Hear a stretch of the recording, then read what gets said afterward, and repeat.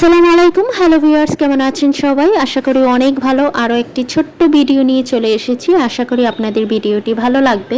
1996 সালের ঘটে যাওয়া কাহিনী সালমা শাহ এবং স্কাটন প্লাজা কোনোটাই বাংলাদেশের মানুষের কাছে অজানা কিছু নয়। গত 28 বছর আগের ঘটে যাওয়া কাহিনী যেহেতু বাংলাদেশের মানুষ ভুলতে পারেনি, আশা করি সামনের জেনারেশনও ভুলবে না। তো আমিও সেরকমই একজন ভক্ত, যে কিনা ইউটিউব বলেন কিংবা মায়ের মুখে শুনে বলেন ছুটে গিয়েছিলাম স্কাটন প্লাজায়, মানে একটাবার হলেও দেখার আগ্রহে যে কোথায় থাকতেন প্রিয় মানুষটি। আমরা যারা 96 এর পরে জন্মগ্রহণ করেছি তার ব্যাপারে হয়তো অনেকেই অনেক কিছুই জানি না।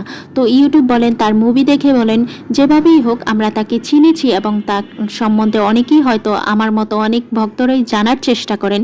তো সেই সুবাদেই আমি আসলে গিয়েছিলাম সেই স্কাটন প্লাজায়, মানে অনেক আগ্রহ নিয়েই, যেহেতু ইউটিউব থেকে ইন্টারনেট থেকে দেখে যে তার ব্যাপারে অনেক কিছু জেনেছি। তো পার্সোনালি ওনাকে আমার খুবই ভালো লেগেছে এবং অ্যাক্টর হিসেবেও তার অভিনয়গুলো আমার খুব ভালো লেগেছিল। সেই আগ্রহ নিয়ে ছুটে গিয়েছিলাম স্কাটন প্লাজায়, জাস্ট একটা ছোট্ট ভিডিও কিংবা একটা ছবি তুলে নিয়ে আসবো, যেন স্মৃতি হিসাবে আমার কাছে রেখে দিতে পারি।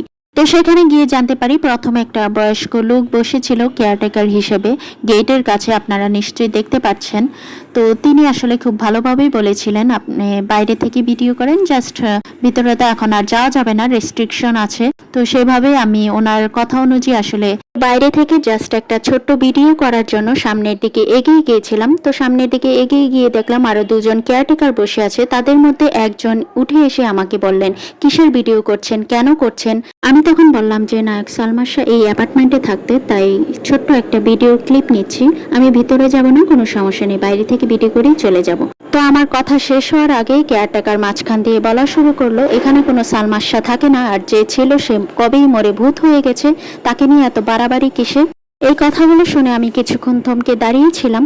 আমি ভাবছিলাম যে একটা মানুষের মনুষ্যত্ব বোধ বলে যদি কিছু থাকে তাহলে হয়তো এভাবে বলতে পারতো না। আমি যদিও মেনে নিলাম সেখানে অ্যাপার্টমেন্টে ভিডিও করা রেস্ট্রিকশন ছিল এবং উনি ওনার ডিউটি পালন করছিলেন, কিন্তু তারপরও এইভাবে বলাটা হয়তো ওনার উচিত হয়নি। তিনি আরো ভালোভাবে বলতে পারতেন যে এখানে ভিডিও করলে হয়তো ওনার ক্ষতি হবে বা অন্য কিছু, কিন্তু একজন মৃত মানুষের উপর এইভাবে কথা বলাটা সত্যি ওনার মনুষ্যত্ব বোধের খুবই অভাব ছিল। বাংলাদেশের মানুষের কাছে সালমা শাহ যেমন এখন স্মরণীয়, ঠিক সেইভাবেই সবসময় স্মরণীয় হয়েই থাকবে। তো আজকে এই পর্যন্তই। সবাই ভালো থাকবেন, সুস্থ থাকবেন। আল্লাহ হাফেজ।